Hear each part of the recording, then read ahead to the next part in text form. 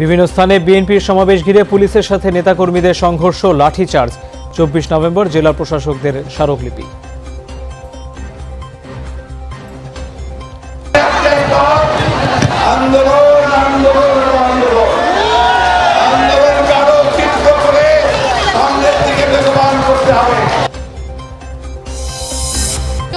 সকল স্টুডেন্ট আছে সবার জন্য, হোক ছেলে হোক মেয়ে, হাফ পাস ভাড়া চাই। হাফ পাস দিতে হবে গাড়িতে চলাচলের জন্য। তাইলে এই ছাত্রদের দাবিটাকেও এখানে একটা ব্যারোমিটার হিসাবে ধরা হইতো। বাসে হাফ পাস ইস্যুতে শিক্ষার্থী ও মালিক পক্ষের বিপরীত অবস্থান, সরকারের হস্তক্ষেপ কামনা। স্থগিতাদেশ থাকার পরও ধর্ষণ মামলায় আসামিকে জামিন, আপিল বিভাগে গিয়ে ক্ষমা চাইলেন আলোচিত বিচারক কামরুন নাহার। রাজধানীর মুগদায় গ্যাস লিকেজ থেকে বিস্ফোরণে একই পরিবারের 4 জন দগ্ধ। নাটোরে এসিড হামলার শিকার কলেজ ছাত্রীর চিকিৎসা চলছে ঢাকায়। হঠাৎই নগদ টাকার সংকট, সপ্তাহান্তে কলমানিতে সুদ বেড়েছে দ্বিগুণ, সাময়িক সংকট বলছে বাংলাদেশ ব্যাংক। বাংলাদেশ পাকিস্তান শেষ টি-20 আজ হোয়াইট ওয়াশ এড়ানোর লক্ষ্যে 2টায় মাঠে নামছে টাইগাররা।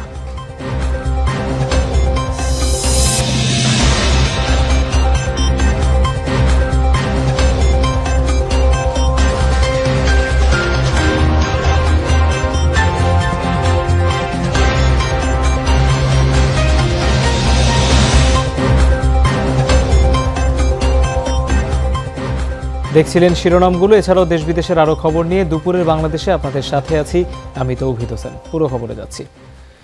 খালেদা জিয়ার মুক্তি ও বিদেশে চিকিৎসার দাবিতে বিভিন্ন স্থানে বিএনপির সমাবেশে বাধা দিয়েছে পুলিশ, এতে লাঠিচার্জও হয়েছে। পুলিশ, সাংবাদিক সহ বেশ কয়েকজন আহত হয়েছেন।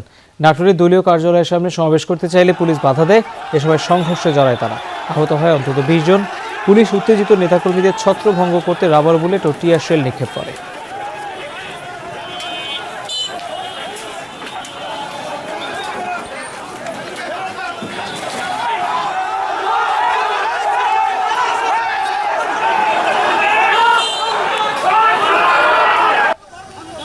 বরিশাল সদর রোডের কার্যালয়ের সামনে সকাল থেকেই জড়ো হতে থাকেন নেতাকর্মীরা।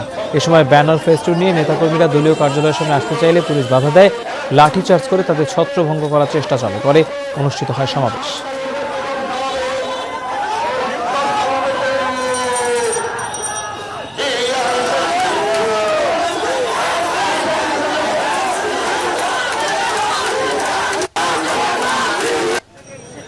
খুলনা শহরের কেডি ঘোষ রোডের দলীয় কার্যালয়ের সামনে বিক্ষোভ কর্মসূচিতে যোগ দিতে চাইলে নেতাকর্মীদের লাঠিপেটা করে পুলিশ।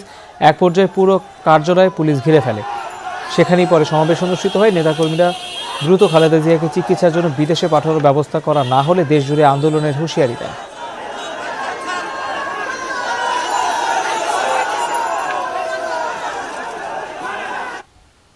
দর্শক, এই পরিস্থিতি জানতে আমরা সরাসরি যাচ্ছি সহকর্মীর কাছে। শুরুতেই খুলনায় যেতে চাই প্রবীর বিশ্বাসের কাছে। প্রবীর, সমাবেশ তো হলো, কি বললেন নেতারা, আর পরিস্থিতি আর কোনো দিকে গিয়েছে কিনা?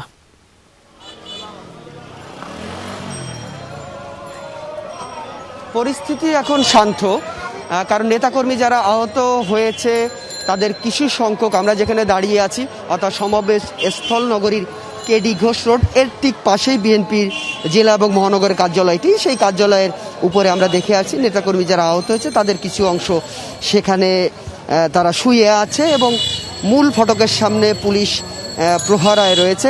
একইভাবে এর চারপাশ ঘিরে পুলিশের প্রহরা রয়েছে, যেটি দেখতে পাচ্ছেন।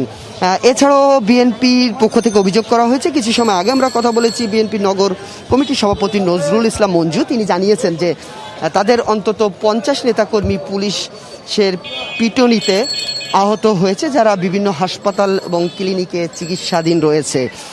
শুধু তাই নয়, আরও অভিযোগ করেছে তাদের অন্তত 20 জন নেতাকর্মীকে পুলিশ টেনে হিঁচড়ে মারতে মারতে থানায় নিয়ে গিয়েছে।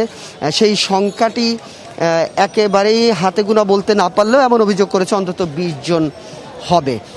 তিনি জানিয়েছেন যে তারা যখন সমাবেশটি করতেছিল পুলিশ প্রথম থেকেই সমাবেশ করতে দেয়নি এবং পুরো জায়গাটি পুলিশ ঘিরে রেখেছিল। পরবর্তীতে যখন নেতাকর্মীরা মিছিল সহকারে এখানে আসে তখন একটি সমাবেশ শুরু হয়, তখন পুলিশ প্রথমে হামলা চালায়, লাঠিচার্জ করে, তারপরেও সমাবেশটি চলতে ছিল এরপর সোয়া 12টার দিকে যখন আরও বেশি নেতাকর্মীরা এখানে জমায়েত হয় তখন পুলিশ 3, 4, 5 দিয়ে অর্থাৎ চতুর্দিক দিয়ে তারা কিন্তু নেতাকর্মীদের উপর আক্রমণ করে। একই সময়ে নেতাকর্মীরাও বিভিন্ন জায়গায় ছত্রভঙ্গ হয়ে যে পুলিশের উপর ইট পাটকেল ছুটতে শুরু করে। এতেই মূলত আহত হয়েছে শুধু পুলিশই নয়, সংবাদকর্মী যারা রয়েছে তারাও আহত হয়েছে এবং পুলিশের পক্ষ থেকে বলা হয়েছে তাদের অনুমতি নেই এই সমাবেশে, সে কারণে তারা সমাবেশটি করতে দিতে চায়নি। একইভাবে তাদের উপর প্রথমে নেতাকর্মীরা ইটপাটকেল ছুঁড়েছিল বলে তারা এটি হামলাটি করেছে বলে তারা জানিয়েছেন। তবে বিএনপির নজরুল ইসলাম মঞ্জু সভাপতি তিনি বলেছেন এরপরও সরকার নমনীয় হবেন এবং তাদের দাবিটি মেনে নেবেন, অর্থাৎ বিএনপি চেয়ারপারসন বেগম খালেদা জিয়ার মুক্তি, একই সাথে তাকে বিদেশে যাওয়ার অনুমতিটি তারা দিবে। তৌহিদ, ধন্যবাদ আপনাকে প্রবীর। বিএনপির সামনে একটি পথ, আন্দোলন। শান্তিপূর্ণ আন্দোলনকে তীব্র আন্দোলনের রূপ দেওয়া হবে বলে হুঁশিয়ার করেছেন বিএনপি মহাসচিব মির্জা ফখরুল ইসলাম আলমগীর। বিদেশে খালেদা জিয়ার চিকিৎসার দাবিতে ঢাকা সমাবেশে তিনি সব রাজনৈতিক দলকে ঐক্যবদ্ধ হয়ে নিরপেক্ষ সরকারের দাবি আদায়ের আহ্বান জানান, ঘোষণা করেন নতুন কর্মসূচি। সাইফুদ্দিন রবিনের রিপোর্ট। সোমবার সকাল 10টা থেকে ছিল সমাবেশ, কিন্তু তার আগে থেকেই দলে দলে ঢাকার বিভিন্ন প্রান্ত থেকে জাতীয় প্রেস ক্লাবের সামনের সমাবেশস্থলে এসে যোগ দেন নেতাকর্মীরা। স্লোগানে স্লোগানে দাবি জানান খালেদা জিয়ার মুক্তি ও বিদেশি উন্নত চিকিৎসার সুযোগ দেওয়ার। বিএনপি মহাসচিব বলেন দাবি আদায়ে এখন একটাই পথ, তা হলো আন্দোলন। ধারাবাহিক কর্মসূচির অংশ হিসেবে 24 নভেম্বর জেলায় জেলায় জেলা প্রশাসকের কাছে স্মারকলিপি প্রদান কর্মসূচি ঘোষণা করেন তিনি। আমাদের সামনে একটাই পথ, আন্দোলন, আন্দোলন, আন্দোলন। আন্দোলনকে আরো তীব্র করে সামনের দিকে বেগবান করতে হবে এবং একটা কথা মনে রাখতে হবে, আমি আমার দলের ভাই বোনদেরকে বলতে চাই, অটোকারিতা করবেন না। আমাদের দলেকে মূল্য দিতে হয়েছে। আবারও সব রাজনৈতিক দলকে নিরপেক্ষ সরকার গঠনের দাবিতে ঐক্যবদ্ধ হয়ে এক মঞ্চে আসার আহ্বান জানান বিএনপি মহাসচিব।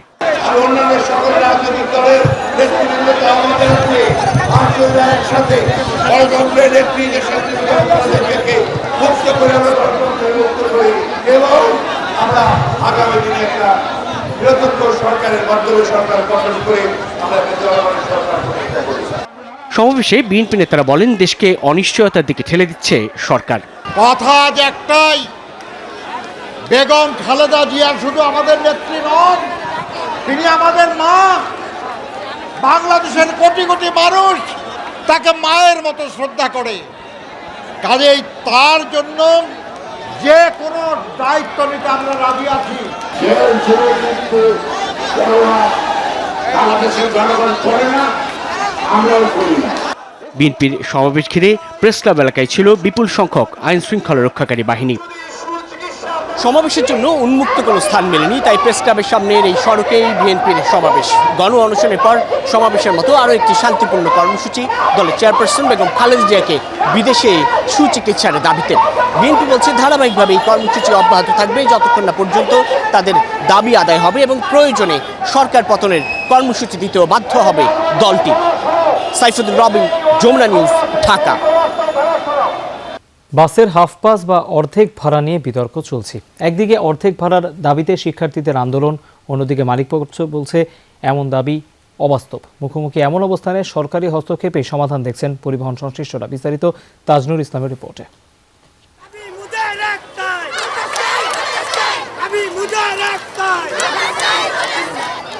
কয়েকদিন ধরেই রাজধানীর বিভিন্ন পয়েন্টের নিয়মিত চিত্র এটি। বাসে অর্ধেক ভাড়া বাস্তবায়নের দাবিতে সড়ক অবরোধ ও বিক্ষোভ কর্মসূচি পালন করছে শিক্ষার্থীরা।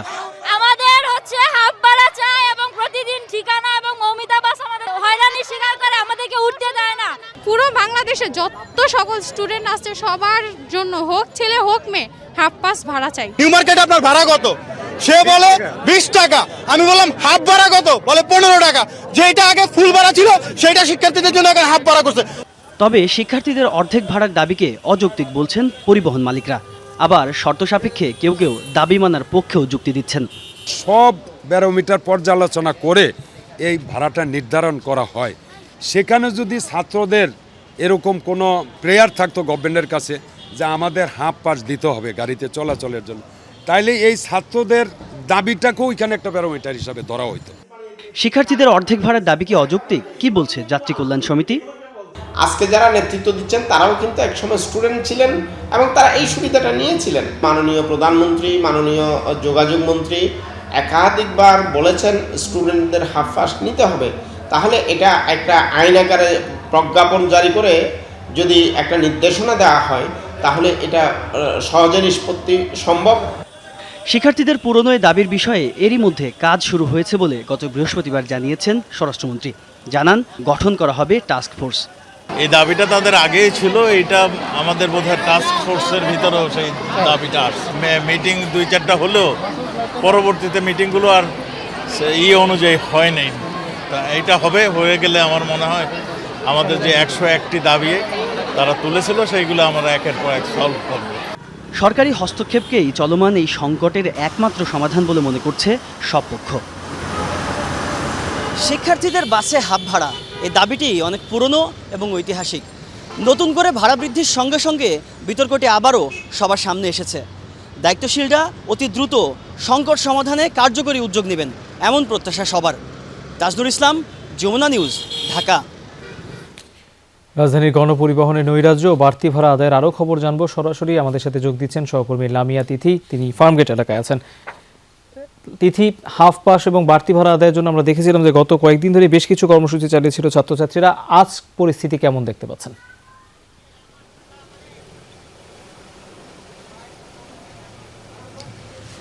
তৌহিদ, আমি যদি বলতে চাই যে যাত্রীদের একটাই অভিযোগ যে তাদের জিম্মি করে বাসের মালিকরা বা বাস স্টাফরা তাদের বাড়তি ভাড়া নিচ্ছে। আমি যদি একটু কথা বলতে যাই দু একজনের সাথে। আচ্ছা, আপনি কোথা থেকে উঠেছেন এবং বাস ভাড়া আপনার কাছ থেকে কত কি নেওয়া হচ্ছে? আমি গুলশান 1 নম্বর থেকে উঠছি, আমি আজিমপুর যাব। যেখানে আগে ভাড়া দিতাম 30 টাকা, সেখানে 40 টাকা। তো এই 10 টাকা ভাড়ার ডিফারেন্স আপনি কি বলবেন? এটা তো আমাদের জন্য খুব অসহ্যকর। আমরা সীমিত আয়ের লোক, চাকরি করে চলি, প্রাইভেট কোম্পানি চাকরি করি, এই বেতনে তো আমরা চলতে পারি না। তৌহিদ, যদি আমি আরেকটু বলি যে এখানে আমার কিছুক্ষণ আগে একজনের সাথে কথা হয়েছে, সেও কারণ বাজারের মোড়ে নামবে, কিন্তু তার কাছ থেকে এখন পর্যন্ত বাস স্টাফ যে সে এখনো ভাড়া নেয়নি। কেননা সে যে যাত্রী তার চার্ট দেখতে চেয়েছিল। আমরা একটু ভাই আপনার সাথে কথা বলবো যে আপনি তো চার্ট দেখতে চেয়েছিলেন, যার কারণে আপনার কাছ থেকে এখন পর্যন্ত ভাড়া নেওয়া হয়নি। তাহলে আপনার সাথে বাকবিতণ্ডাতে যে হলো, তাহলে কি উনি এখনো এটার কোনো সলিউশন দেয় নাই। আমি চার্ট চাইছি, এখন উনি আমাকে বলতেছে ওনার কাছে আপাতত চার্ট নাই। উনি আমার কাছে ভাড়া দাবি করতেছে 25 টাকা, কিন্তু আমি বলছি আমি চার্ট না দেখে ভাড়া দিব না। চার্ট দেখাইলে চার্ট অনুযায়ী যা ভাড়া আসে আমি দিব। তৌহিদ, আমি যদি বলি যে এখন পর্যন্ত কিন্তু গণপরিবহনগুলোতে গেট লক ও সিটিং সার্ভিস বন্ধ থাকার কথা রয়েছে, কিন্তু তারপরেও কিন্তু এটা চালু রয়েছে। আর একই সাথে যারা যাত্রী রয়েছে তারা বলছে যে তাদের জিম্মি করেই তাদের ভাড়াটা আদায় করা হচ্ছে। তৌহিদ, এই ছিল আমার কাছে সবশেষ। তিথি, ধন্যবাদ আপনাকে। ধর্ষণ মামলায় উচ্চ আদালতের স্থগিতাদেশের পরও এক আসামিকে জামিন দেওয়ার বিষয়ে আপিল বিভাগে হাজির হয়ে ক্ষমা চেয়েছেন আলোচিত বিচারক কামরুন নাহার। এর আগে সকাল 9:30টায় ব্যাখ্যা দিতে আপিল বিভাগে হাজির হন তিনি। প্রধান বিচারপতি সৈয়দ মাহমুদ হোসেনের নেতৃত্বাধীন আপিল বিভাগের সামনে কামরুন নাহার ব্যাখ্যা দেন। বিচারক হাজির হবার পূর্বেই বিচার কক্ষ থেকে বেঞ্চ অফিসার, আইনজীবী সহ সকলকে বের করে দেওয়া হয়। এমনকি ভার্চুয়াল কোর্টের জুম আইডিও পরিবর্তন করে দেওয়া হয়। রেন্ট্রি হোটেলে ধর্ষণ মামলা রায় দিয়েছিলেন তিনি। সেই রায়ে বিচারক কামরুন নাহারের কিছু পর্যবেক্ষণ দেন, তবে পূর্ণাঙ্গ রায় বলা হয়েছে সেখানে বিচারক কোনো পর্যবেক্ষণই দেননি।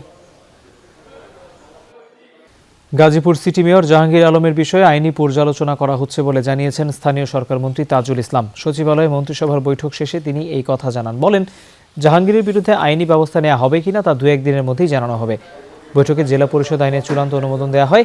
আইন অনুযায়ী উপজেলা চেয়ারম্যান এবং পৌর মেয়ররা জেলা পরিষদের সদস্য হবেন বলেও জানান স্থানীয় সরকার মন্ত্রী। আইনটা দেখে আইন অনুযায়ী ব্যবস্থা নেওয়া হবে। আইনটা কি দেখেছেন আপনি? হ্যাঁ, আইনটা দেখা হচ্ছে, আমাদের ডিপার্টমেন্টের পর্যালোচনা করছে। না, এটা তো আমি এখন বলবো, যদি পর্যালোচনা হোক তারপরে বলবো। মন্ত্রণালয় এই যে পর্যালোচনা করছে, আইনগত কোথায় এরকম তার অবস্থানটা কি হবে এখন। রাজধানীর মুগদায় একটি বাসায় গ্যাস লাইনের লিকেজ থেকে আগুনে একই পরিবারের 4 জন দগ্ধ হয়েছে। তাদের শেখ হাসিনা জাতীয় বার্ন ইনস্টিটিউটে ভর্তি করা হয়েছে। সকাল 8টার দিকে দক্ষিণ মুগদার 5তলা বাড়ির নিচতলায় এই ঘটনা ঘটে। বিস্ফোরণে সুধাংশুর 25%, স্ত্রী প্রিয়াঙ্কার 72%, ছেলে অরূপের 67% ও শাশুড়ি শেফালি রানীর 55% দগ্ধ হয়েছে। তাদের মধ্যে অরূপকে আইসিইউতে রাখা হয়েছে। স্বজনরা জানান, সকালে ঘুম থেকে উঠে প্রিয়াঙ্কা পানি গরম করতে রান্নাঘরে যান। গ্যাসের চুলা চালু করে দেশলাই জ্বালাতেই রান্নাঘরে বিস্ফোরণ হয়। এতে বাসায় থাকা তারা 4 জনেই দগ্ধ হন। বার্ন ইনস্টিটিউটের আবাসিক সার্জন জানান, দগ্ধদের অবস্থা গুরুতর। ধারণা করা হচ্ছে রাতে গ্যাসের চুলা চালু করা ছিল, ফলে রান্নাঘরে গ্যাস জমেছিল। দেশলাই জ্বালাতেই সেই গ্যাস বিস্ফোরণ হয়। সকালে যে শুনলাম যে গরম পানি করার সময় এই চুলাটা ধরানোর সময় এই ঘটনাটা ঘটেছে। সবাইকে আমরা ইনিশিয়াল রিসাসিটেশন করে ইভালুয়েট করে যে পদক্ষেপ নেওয়া উচিত সেগুলো নিয়ে ফেলেছি। অরূপ যে বাচ্চাটা, ওকে আমরা এখনই আইসিইউতে শিফট করতেছি। আইসিইউ বেড ফাঁকা করে আমরা এখন শিফট করার ব্যবস্থা করতেছি। আর বাকিরা আপাতত অবজারভেশনে ওয়ার্ডেই আছে। নাটোরে এক কলেজ ছাত্রীর মুখে অ্যাসিড নিক্ষেপের ঘটনায় জিজ্ঞাসাবাদের জন্য একজনকে আটক করেছে পুলিশ। রোববার রাতে দত্তপাড়ার নিজ বাড়ি থেকে মাহিন হোসেনকে আটক করা হয়। পুলিশ জানায়, রোববার বিকেলে নাটোর শহরে প্রাইভেট পড়া শেষে বাড়ি ফিরছিলেন সঞ্জিদা। বাড়ির পাশে লালমণিপুর ব্রিজের কাছে পৌঁছলে তার মুখে অ্যাসিড ছুঁড়ে মারে এক দুর্বৃত্ত। দ্রুত তাকে উদ্ধার করে নাটোর সদর হাসপাতালে প্রাথমিক চিকিৎসা দিয়ে নেওয়া হয় রাজশাহী মেডিকেলে। পরে উন্নত চিকিৎসার জন্য রাজধানীর শেখ হাসিনা বার্ন ইনস্টিটিউটে পাঠানো হয়। হামলাকারীকে ধরতে অভিযান চলছে বলে জানিয়েছে পুলিশ। দগ্ধ সঞ্জিদা আক্তার রাজশাহী সিটি কলেজের এইচএসসি প্রথম বর্ষের শিক্ষার্থী। বখাটের লোক ছাড়া তো মানুষের এত বড় ক্ষতি করতে পারে না। মেয়েটার তো জীবন শেষ। কেন এটা আইনে যেটা আছে তার সর্বোচ্চ সে ব্যবস্থা যেটা আইন করে সেটা আমরা মানব আর কি। আত্মহত্যা নাকি পরিকল্পিত হত্যা, 24 দিনেও উদ্ঘাটন করা যায়নি রাঙামাটি সরকারি মহিলা কলেজের দ্বাদশ শ্রেণীর ছাত্রী পূর্ণিমা চাকমার মৃত্যু রহস্য। শারীরিক নির্যাতন করে পূর্ণিমাকে হত্যা করা হয়েছে দাবি করে প্রতিদিনই মানববন্ধন এবং সংবাদ সম্মেলন করছেন স্বজন এবং সহপাঠীরা। পুলিশ বলছে, ময়নাতদন্তের প্রতিবেদন পেলেই মৃত্যুর আসল ঘটনা বেরিয়ে আসবে। উচ্চশিক্ষার স্বপ্নে সীমান্তবর্তী দুমদুম্মা এলাকা থেকে এসে পূর্ণিমা চাকমা ভর্তি হয়েছিলেন রাঙামাটি সদরের সরকারি মহিলা কলেজে। তার রহস্যজনক মৃত্যুতে থেমে গেল সেই স্বপ্ন। গেল 28 অক্টোবর রাঙামাটির ভাড়া বাসা থেকে পূর্ণিমার মরদেহ উদ্ধার করে হাসপাতালে নিয়ে যান বাড়ির মালিক মল্লিকা দেওয়ান। গলায় ফাঁস লাগিয়ে আত্মহত্যার কথা বলা হলেও পূর্ণিমার সহপাঠীদের দাবি এটি হত্যা।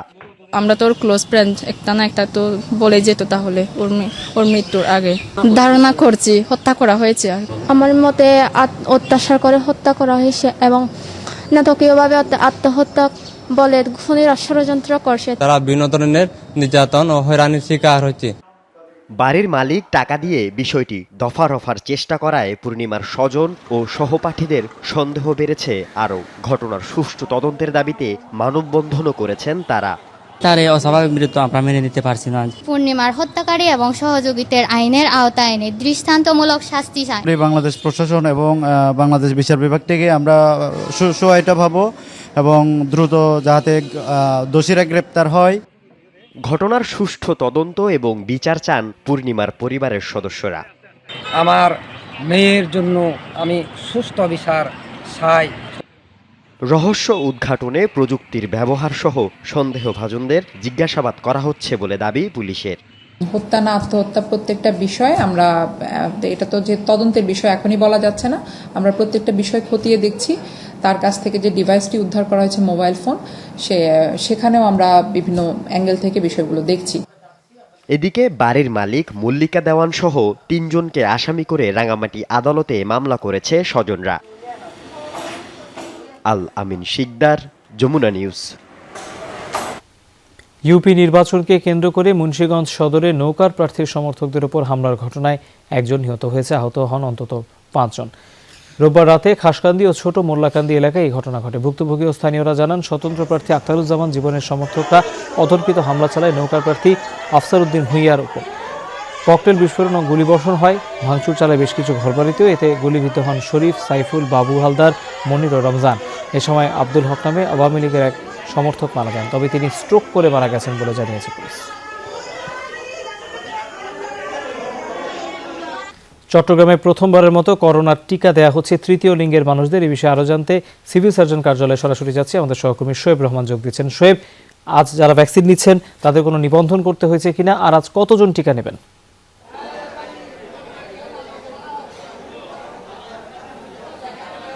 তৌহিদ, আপনি জানেন যে তৃতীয় লিঙ্গের যে হিজড়া সম্প্রদায়ের মানুষ রয়েছেন তাদের আসলে কোনো জাতীয় পরিচয়পত্র নেই এবং এই কারণে কিন্তু তাদেরকে এই বিশেষ ক্যাম্পেইনের মাধ্যমে টিকার আনা হচ্ছে। এবং আজকে প্রথমবারের মতো চট্টগ্রামে সিভিল সার্জন কার্যালয়ে প্রায় 500 জনকে টার্গেট করে তারা এই আয়োজনটি করেছেন এবং তারা বলছেন যে এখানে আজকে 500 হিজড়া সম্প্রদায়ের মানুষকে তারা টিকা দেবেন প্রথম ডোজ, এবং সেটি অ্যাস্ট্রাজেনেকার প্রথম ডোজ দেওয়া হবে বলে তারা জানিয়েছেন। এবং এখানে যারা টিকা নিচ্ছেন তারা মূলত হচ্ছে নবজাগরণ হিজড়া সমবায় সমিতি এই সংগঠনটির সদস্য, এবং যেহেতু তাদের কোনো নিবন্ধনের সুযোগ নেই বা তাদের নিবন্ধনের জন্য যেই জাতীয় পরিচয়পত্র লাগে সেটি নেই, সেই কারণে বিভিন্ন যে সংগঠনগুলো রয়েছে সেই সংগঠনের মাধ্যমেই মূলত তাদের তালিকা তৈরি করা হচ্ছে এবং সেই তালিকা ধরেই আসলে যেই টিকার কার্যক্রম সেটি আজকে উদ্বোধন করা হচ্ছে এবং প্রথম দিন আজকে 500 জনকে টিকা দেওয়া হবে। এবং আমরা দেখেছি ইতিমধ্যে কিন্তু হিজড়া সম্প্রদায়ের যারা রয়েছেন তাদের মধ্যে ব্যাপক উৎসাহ আমরা দেখেছি টিকা নিয়ে।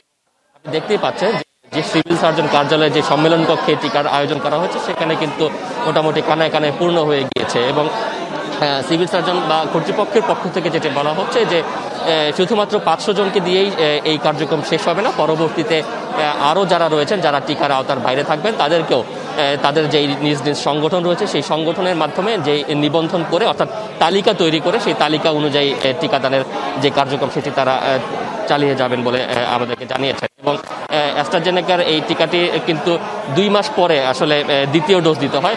আজকে যারা টিকা নিচ্ছেন তারা 2 মাস পরে তাদের যে সেকেন্ড ডোজ সেটি তারা নেবেন। এবং সিভিল সার্জনের এই কার্যালয়ে এখন পর্যন্ত টিকার যে কার্যক্রম সেটি শুরু হয়নি। কিছুক্ষণের মধ্যেই বিভাগীয় স্বাস্থ্য পরিচালক যিনি রয়েছেন ডাক্তার হাসান শাহরিয়ার কবির তিনি এই কার্যক্রমের উদ্বোধন করবেন কিছুক্ষণ পরে। তৌহিদ, ধন্যবাদ আপনাকে। 3 দিনের সরকারি সফরে ঢাকায় এসেছেন মালদ্বীপের ভাইস প্রেসিডেন্ট ফয়সাল নাসিম। সকাল 9:15টায় হজরত শাহজালাল আন্তর্জাতিক বিমানবন্দরে এসে তিনি পৌঁছান। এ সময় বিমানবন্দরে পররাষ্ট্রমন্ত্রী ডক্টর এ কে আব্দুল মোমিন তাকে স্বাগত জানান।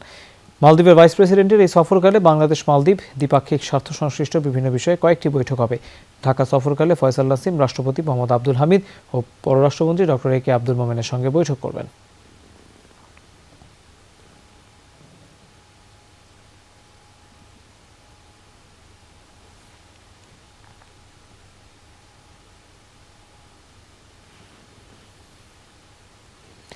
কয়েকটি ব্যাংকে হঠাৎ নগদ টাকার সংকট, এতে অস্থির হয়ে উঠেছে আন্তঃব্যাংক মুদ্রাবাজার বা কল মানি মার্কেট। সপ্তাহের ব্যবধানে সুদের হার বেড়ে দ্বিগুণ। এই অস্থিরতার জন্য ব্যাংকারদের ভ্রান্ত নীতিকে দুষছেন অর্থনীতিবিদরা। তবে বাংলাদেশ ব্যাংক বলছে নগদ টাকার এই সংকট সাময়িক। করোনা সংকট কাটিয়ে খানিকটা গতি ফিরেছে অর্থনৈতিক কর্মকাণ্ডে। বেড়েছে বেসরকারি খাতে ঋণের চাহিদাও। চাপ সামলাতে নগদ অর্থের সংকটে পড়েছে বেশ কয়েকটি ব্যাংক। নগদ অর্থের সংকট দেখা দিলে একদিনের জন্য এক ব্যাংক অন্য ব্যাংক থেকে টাকা ধার নেই, যা কলমানি বলে পরিচিত। সেখানেও দেখা দিয়েছে অস্থিরতা। ঋণের চাহিদা বেড়ে যাওয়ায় 1 সপ্তাহের ব্যবধানে সুদের হার বেড়েছে প্রায় দ্বিগুণ। ব্যাংকাররা বলছেন প্রণোদনার টাকা ফেরত না পাওয়া এবং ডলার কিনে এলসির দায় পরিশোধ করতে গিয়েই নগদ টাকায় টান পড়েছে। 16 থেকে 20,000 কোটি টাকা কিন্তু অলরেডি মার্কেট থেকে থ্রু ডলার পারচেজ কিন্তু আমরা পেমেন্ট করে দিয়েছি, ব্যাংকিং সিস্টেম চলে গেছে। আরেকটা হচ্ছে যে ক্রেডিট গ্রোথ কিছুটা বাড়ছে আস্তে আস্তে। ব্যালেন্স শিট পজিশনস গুলো, liquidity positions, LCR, ADR, FCR এসব ঠিক করতে হবে। তো এইসব কারণে কিন্তু ডিপোজিটের উপর একটা চাপ এসছে। কলমানি মার্কেটে টাকা না পেয়ে বাংলাদেশ ব্যাংকের দ্বারস্থ হয়েছে বেসরকারি খাতের বেশ কয়েকটি ব্যাংক। বিশ্লেষকরা বলছেন বেশি লাভের আশায় আমানত না নিয়ে অনেক ব্যাংক মুদ্রাবাজার থেকে কম সুদে ঋণ নিয়েছেন। তারাই এখন সবচেয়ে বেশি বিপদে। আমানত পরিস্থিতির উন্নতি না হলে সামনের দিনে সংকট আরও বাড়বে। যে রেগুলার যে ডিমান্ডটা বাড়তেছে এবং ইন্টারেস্ট রেটও বাড়ছে, তার মানে কি সব মানে প্রায় অনেক ব্যাংকই কিন্তু তাহলে ওই রেশিও অ্যাক্সিড করে গেছে। এটা একটা কারণ যে যার জন্য আমার কল মানির ডিমান্ডটা বাড়তেছে। ডেফিনেটলি প্রাইসও বাড়বে। কস্ট অফ বরিং বেড়ে গেলে আমার কস্ট অফ ফান্ড বেড়ে যাচ্ছে, আমার স্প্রেড কমে যাবে, আমার প্রফিটের উপর আলটিমেটলি ইম্প্যাক্ট পড়বে। তারল্য সংকটের কারণে চাহিদা থাকলেও বেসরকারি খাতে ঋণের প্রবৃদ্ধি নাও বাড়তে পারে বলে আশঙ্কা ব্যাংকার ও বিশ্লেষকদের। লেন্ডিং স্লো হয়ে যাবে, কারণ আমি তো পারবো না, আমাদের ক্যাপাসিটি নেই। স্টিমুলাস আমরা 1 বছর আগে দিয়েছিলাম, তার অনেক ক্ষেত্রে কিন্তু টাকা ফেরত পাচ্ছেন, সেগুলো আবার এখন লোন হয়ে যাচ্ছে। অন দ্য আদার হ্যান্ড আবার আমাদের নতুন করে স্টিমুলাস লোন দিতে হচ্ছে। একটা চাপ থাকবে, লিকুইডিটির উপর প্রেসার পড়বে। কল মানি মার্কেটের কোনো স্টেবিলিটি নেই তো, তাই না?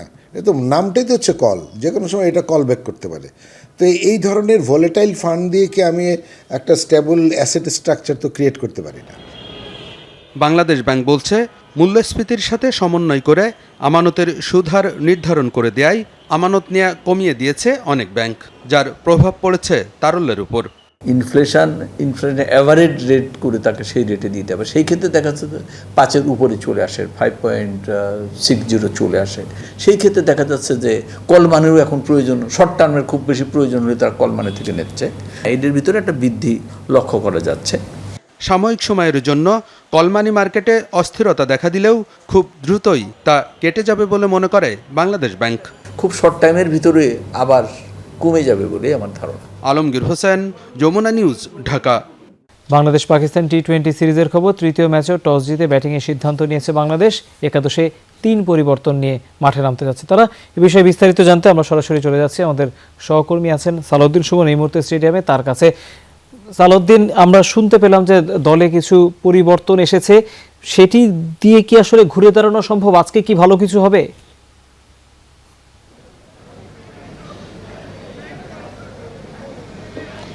দেখুন, বরাবরই আমরা দেখেছি যে বাংলাদেশ যেই টুর্নামেন্ট বা যেই সিরিজের শুরুটা ভালো করে সেটি কিন্তু ভালোই হয়। আপনি গত কয়েক বছর যদি দেখেন, খেয়াল করেন, তাহলে সেই ফলটা পাওয়া যাবে। কিন্তু সবশেষ বিশ্বকাপে আসলে যেভাবে বাংলাদেশ পারফর্ম করেছে, একটা আত্মবিশ্বাসের ঘাটতি কিন্তু বরাবরই ছিল। যারা পারফর্ম করতে পারেন, অ্যাবিলিটি আছে, তারাও ঠিক নিজেদের মেলে ধরতে পারছেন না। একটা কোথাও জানি অন্যরকম একটা জটের মধ্যে পড়ে গেছে বাংলাদেশ। এই জায়গা থেকে ফেরত আসার জন্য নানান কিছু করেছে, দলে পরিবর্তন থেকে শুরু করে টিম ম্যানেজমেন্টের মধ্যে থেকেও কিছু পরিবর্তন এসেছে। সবশেষ ম্যাচের আগে কিন্তু দলে 2জন নতুন ক্রিকেটারকে ডাকা হয়েছে, যদিও তারা আজকে খেলছেন না। তবে এই ধরনের জায়গা থেকে আসলে বলা যায় যে টিম ম্যানেজমেন্ট নিজেরাও কিন্তু কিছুটা হলেও একটু হকচকিয়ে গেছে, এটা কিন্তু বলাই যায়। সেই জায়গায় আসলে শেষ সান্ত্বনার জয় পাওয়ার জন্য মরিয়া থাকবে বাংলাদেশ। এবং একাদশে অভিষেক হয়েছে শহীদুল ইসলামের, পেসার। তিনি কিন্তু দীর্ঘদিন যাবৎ ঘরোয়া ক্রিকেটে খুব ভালো করেছেন, দলে এর আগেও ডাক পেয়েছিলেন কিন্তু সুযোগ হয়নি, এবার সুযোগ হয়েছে। কি করেন দেখা যাক। নাসুম ফিরেছেন একাদশে। সবশেষ অস্ট্রেলিয়া এবং নিউজিল্যান্ডের বিপক্ষে সিরিজে তার কিন্তু বোলিং পারফরমেন্স খুব ভালো ছিল। একটিতে অস্ট্রেলিয়ার বিপক্ষে তিনি কিন্তু ম্যান অফ দ্য সিরিজ হয়েছিলেন। সবকিছু মিলে দেখা যাক আছে কি হয়।